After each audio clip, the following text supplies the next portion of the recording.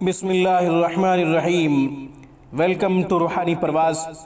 روحانی پرواز میں ایک نئے وظیفے کے ساتھ، ایک نئے خوبصورت عمل کے ساتھ ہم آپ کو خوش آمدید کہتے ہیں۔ سامعین، آج کی ویڈیو میں دل ڈوبنے کا ایک قرآنی عمل، دل ڈوبنے کا قرآنی علاج آپ کی خدمت میں پیش کرنے کی سعادت حاصل کرتا ہوں۔ سامعین، کچھ لوگ یہ کہتے ہیں کہ ہمارا دل ڈوب رہا ہے، ہمارا دل ڈوبنے لگا ہے۔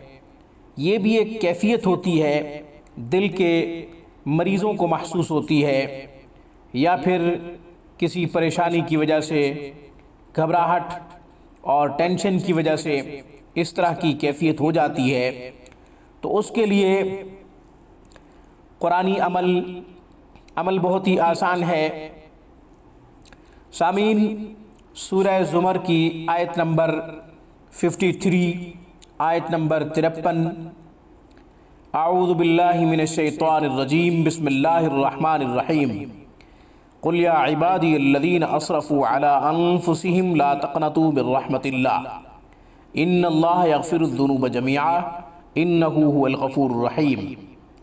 آیت نمبر 53 سورہ زمر، پارہ نمبر 24۔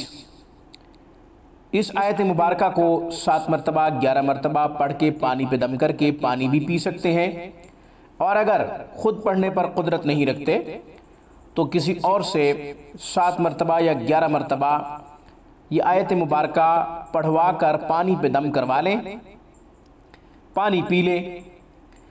اس کے علاوہ یہ آیت مبارکہ چینی کی پلیٹ کے اوپر لکھ کر بھی ایسے مریض کو دھو کر پلائی جا سکتی ہے جو یہ کہتا ہو کہ میرا دل ڈوبتا ہے، میرے دل کو کچھ ہوتا ہے، ایسے لگتا ہے کہ کسی نے میرے دل پکڑا ہوا ہے۔